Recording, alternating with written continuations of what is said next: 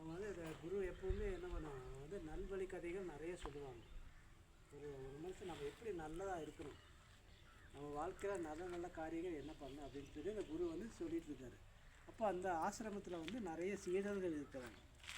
இந்த சீடர்கள் என்ன பண்ணுறாங்க, குரு சொல்கிறதெல்லாம் அப்படியே கேட்டு அது வந்து அன்றைக்கி அவங்க செயல்படுத்தணும்.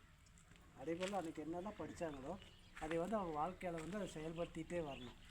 அப்போ அந்த குரு எல்லாம் சொல்லிக்கூட ஒரு சீடர்கள் மட்டும் மனசுக்குள்ளே ஒரே குழப்பம். அப்போ கடைசியில் குருகிட்ட கேள்வி, எனக்கு ஒரு கேள்வி இருக்குதுன்னு கேட்குறேன். குரு உட்கார், நான் கடைசியில் சொல்கிறேன் அப்படின்னு சொல்லி எல்லாம் முடித்து அவருடைய எல்லா நல்ல போதனைகள் எல்லாம் முடிச்சுட்டாரு. முடிச்சுட்டு கடைசியில் அந்த அவனுக்கு கேட்குறாரு, உனக்கு என்னப்பா பிரச்சனை அப்படின்னு. குருவே, எனக்கு வந்து வாழ்க்கையில் ஒரு மகிழ்ச்சியே இல்லை, அந்த மகிழ்ச்சிக்கு நான் என்ன பண்ணணும், அதுக்கு ஒரு வழி சொல்லுங்க அப்படிங்கிற. குரு சொல்கிறாரு, சரி இரு போகலாம் அப்படின்னு சொல்லி அவங்க சமாதானப்படுத்திட்டு அவங்க 2 பேரும் தோட்டத்துக்கு வராங்க. இப்போ குரு ஒரு ஓரமாக நின்ட்டார். அவனை போய் அந்த பறக்கிற பட்டாம்பூச்சியில் ஏதாவது ஒரு பட்டாம்பூச்சி நீ பிடிச்சிட்டு வா அப்படின்னு குரு சொல்கிறாரு. சரி, இவனை என்ன பண்ணுறா, போய் ரொம்ப சந்தோஷமாக போகிறான். இது பிடிச்சிட்டு வந்தால் நமக்கு மகிழ்ச்சி கிடச்சிரும், அதான் குரு சொல்லியிருக்காரு அப்படின்னு சொல்லிட்டு நேராக போகிறான். போய் நிறைய முயற்சி பண்ணுறான். எல்லா முயற்சியும் வந்து என்ன ஆகுது, அவன் தோல்வியிலே முடியுது. ஒரு பட்டாம்பூச்சி பிடிக்க முடியலாம், பக்கத்துக்கு போகிறதுக்குள்ள அது பறந்து போயிடுது. இப்படியே ரொம்ப நேரம் ட்ரை பண்ணிகிட்டே இருக்கிறான். முயற்சி பண்ணி எல்லா முயற்சியிலும் தோல்வி அடைஞ்சிது. குரு பார்த்துட்டு யோசனை பண்ணார். சரி சீடனே இங்கே வா அப்படின்னு கூப்பிட்டு அவனை பக்கத்தில் கொஞ்ச நேரம் உட்கார வச்சு அவன் மனசை வந்து அமைதி சாந்தப்படுத்திட்டு என்ன பண்ணுறாரு, கொஞ்ச நேரம் வச்சு சரி வா நம்ம 2 பேருமே போகலாம்.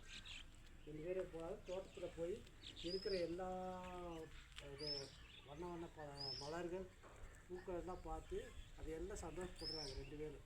அவர் சொல்கிறார், இந்த பூ இப்படி, இந்த பூ இப்படி, இதனால இது எல்லாம் அவர் வந்து விவரிச்சுட்டே வர்றார். அப்படியே அதில் இருக்கிற செடி கொடி மலர்கள் எல்லாத்தையும் பார்த்து அதை விவரிக்கிறார். கடைசியில் சரி நம்ம இதெல்லாம் நடந்தாச்சு, கொஞ்ச நேரம் அப்படியே நில்லு அப்படின்னு. 2 பேரும் அங்கே அந்த இடத்துல அப்படியே பொம்மை மாதிரி நின்றாங்க. பொம்மை மாதிரி அப்படியே நிற்கும் போது என்னாச்சு, இந்த எல்லா பட்டாம்பூச்சியில் என்னாச்சு, இவங்க மேலே வந்து உட்கார தொடங்கிடுச்சு.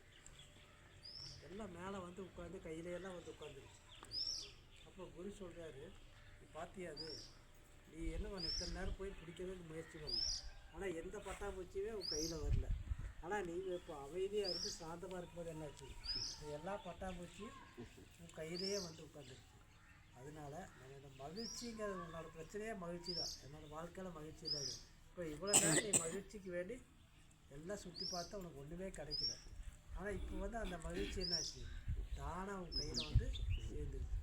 அதனால் அவங்களோட மனசை வந்து அலைப்பாய விடாது. எப்போவும் மனசை வந்து ஒரு முகமாக வச்சுக்கணும்.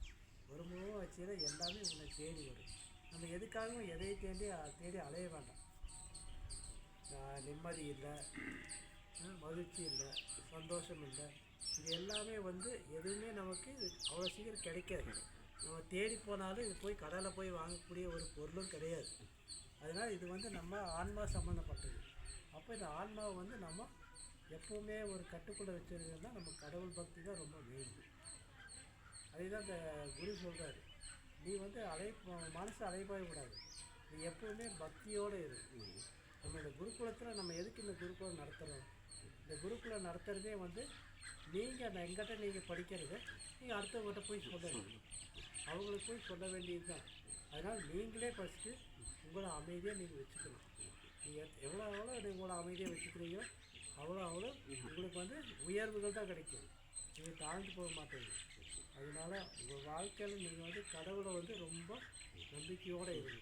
நம்ம இந்த ஆசிரமம் மெயினாக நம்ம இங்கே இருக்கிறது என்னது, இங்கேருந்து ஒழுக்கம் தான் நம்ம வாழ்க்கையில் உயர்வு தரும்.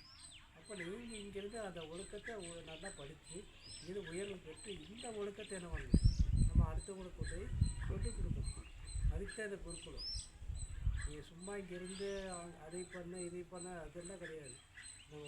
நம்ம வாழ்க்கையில் வந்து ஒரு நல்ல ஒரு ட்ராவல் பண்ண ஒரு பயணம் பண்ணோன்னா நம்ம வந்து ஒழுக்கமாக இருக்கணும்.